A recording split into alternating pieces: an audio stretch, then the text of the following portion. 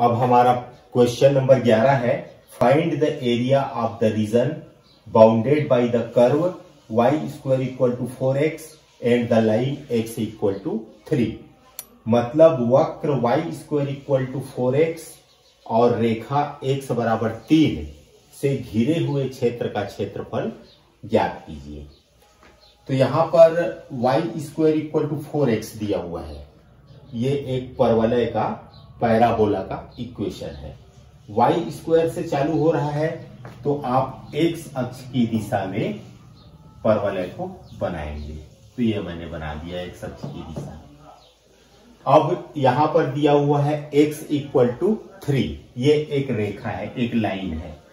तो x equal to 3 का क्या मतलब होता है? मूल बिंदु से 3 इकाई की दूरी पर, मान लीजिए कि 3 इकाई की दूरी है, y अक्ष के समानांतर एक सरल रेखा। तो ये हुआ आपका x इक्वल टू 3। तो find the area of the region bounded by the curve y² equal to 4x। तो ये y² इक्वल टू 4x है। ये एक पैराबोला है, ये पैराबोला है और ये एक रेखा है। तो दोनों से घिरा हुआ क्षेत्रफल कौन सा है? जहां पर मैं अपना पेन चला रहा हूं, इसी का क्षेत्रफल हमको निकालना है। तो आपको पता है कि x अक्ष के ऊपरी वाला हिस्सा मतलब ये और x अक्ष के निचले वाला हिस्सा ये, सममिति से दोनों का क्षेत्रफल बराबर होता है।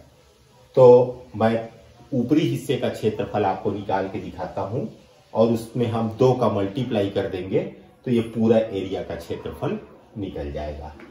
तो चलिए नाम दे देते हैं। ये O हो गया, ये A है और ये B है। तो OAB का क्षेत्रफल हम लोग निकालेंगे। तो यहां पर पॉइंट ऑफ इंटरसेक्शन निकालना पड़ेगा। तो ये बिंदु तो पता है कि ये वाला जो है ये 30 है, ये 30 है। अब ये कितना है ये पता करना पड़ेगा हमको। ये मूल बिंदु है, ये 0 है। तो कर्व दिया है y² इक्वल टू 4x और x का मान यहां पर 3 दिया हुआ है, x इक्वल टू 3 दिया हुआ है। ये दोनों को हम हल करते हैं तो ये हो जाएगा आपका y² is equal to 4 into 3। x का मान यहां पर रखेंगे तो y² हो जाएगा 12। तो y का मान हो जाएगा यहां पर 2√3। ये y का मान हुआ। तो x का मान यदि 3 है तो y का मान 2√3 है। ठीक है, यहां पर जो बिंदु प्राप्त हुआ हमको 3 और 2√3 प्राप्त हुआ। तो ये जो बिंदु है, दोनों को हल करने पर जो प्रतिच्छेद बिंदु प्राप्त हुआ A, वो है 3 और 2√3, ये प्राप्त हुआ। अब हमारा ये जो एरिया है वो O से A तक और A से B तक और B से O तक फैला हुआ है। इसी का हमको क्षेत्रफल निकालना है। तो स्पष्ट है कि इसका जो लोअर लिमिट है ये 0 से चालू होकर के 3 तक फैला हुआ है। तो 0 से 3 तक 0 लोअर लिमिट होगा और अपर लिमिट 3 होगा। तो अभिष्ट क्षेत्रफल, रिक्वायर्ड एरिया, अभिष्ट क्षेत्रफल बराबर किसका क्षेत्रफल? OABO का क्षेत्रफल, OABO का क्षेत्रफल। तो क्षेत्रफल निकालने का सूत्र है y/dx integration A to B। Lower limit यहां पर आप देख रहे हैं 0 से कहां तक गया है? 3 तक गया है। तो 0 to 3 और y का मान क्या है यहां पर? y का मान है आपका, यदि हम इसको हल करते हैं y के लिए, तो ये हो जाएगा 2√x, 2√x, तो ये हो जाएगा 2√x और dx।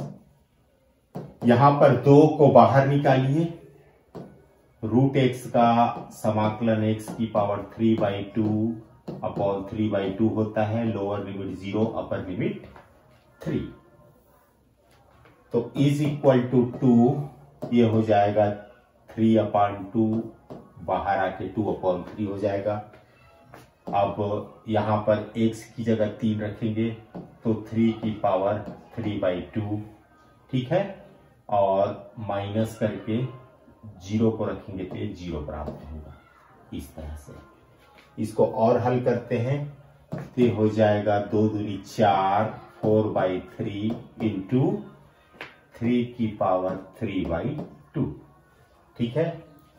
इसको और आगे हल करते हैं तो ये हो जाएगा 4 गुणित घातांक नियम से 3 का घात 3/2 है, तो ये बटा के नीचे का घात 1 है तो ऊपर जाके घट जाएगा, तो हो जाएगा 4 गुणित 3 का घात, ये हो जाएगा 1/2, यानी कि 4√3, ये मिला हमको।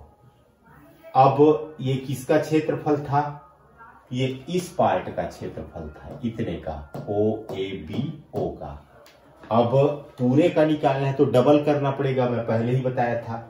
तो आप चाहे तो शुरू से डबल कर दीजिए, ऐसे कोई दिक्कत नहीं है। तो ये तुम्हारा डबल होगा, तो इसको तुम यहाँ पे मैं 2 का गुना कर देता हूँ, डबल कर देता हूँ, इधर डबल कर देता हूँ। चलिए, ये मैं डबल कर दिया, ये मैंने डबल कर दिया, ये मैंने डबल कर दिया, और तो लास्ट में भी डबल कर दीजिए। आप लास्ट में भी डबल कर सकते हैं, तो ये हो जाएगा 8√3 वर्ग इकाई। यही हमारा रिक्वायर्ड एरिया है, अभिष्ट क्षेत्रफल है। तो ये रहा हमारा 11वां क्वेश्चन। 12वां और 13वां क्वेश्चन ऑब्जेक्टिव दिया हुआ है, जिसको मैं आपके लिए छोड़ रहा हूं ताकि आपकी प्रैक्टिस हो। मेरा ये वीडियो आपको कैसा लगा आप लोग कमेंट करके जरूर बताइएगा, मुझे सपोर्ट करिए। आगे मैं एक्सरसाइज 8.2 का वीडियो लेकर के आऊंगा। मेरे साथ आप बने रहिए। आपका दिन शुभ हो। धन्यवाद।